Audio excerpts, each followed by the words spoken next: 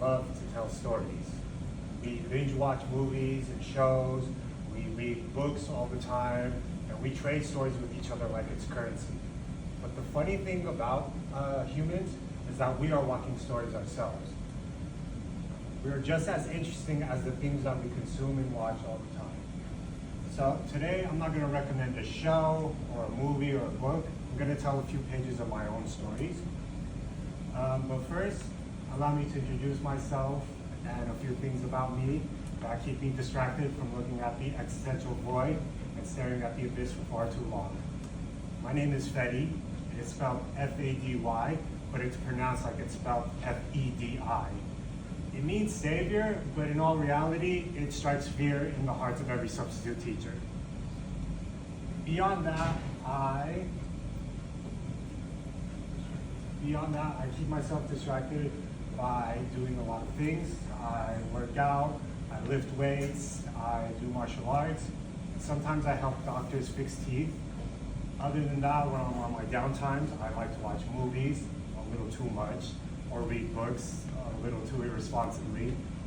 And yeah, before I tell you guys this story, I'd like to say that we all have very interesting stories, and they're very unique to everyone, and I'd like to share one unique one about myself. So back in 2017, in the month of April, I went with my local mosque to the country of Saudi Arabia, to the holy cities of Mecca and Medina.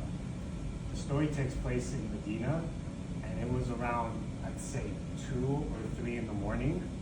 We were at the holy mosque in Medina, making some night prayers, and right next to that mosque is a gravesite, and that gravesite has some of the first Muslims in the history of the world. So we go there to pay our respects and send peace to them, make a prayer to them, just nice things for them. The interesting about this place, it's an active grave, meaning that there are people still getting buried all the time there. And while we were going through that grave, a man put his hand on my shoulder and told me, "My brother in Islam is dead and needs your help burying him. Can you help us?" I didn't even say anything. I just grabbed the shovel from his hand and helped him dig a hole in the ground. We digged 6 feet deep, and then me and all these other people grabbed this man and put him in the dirt. I didn't see his face.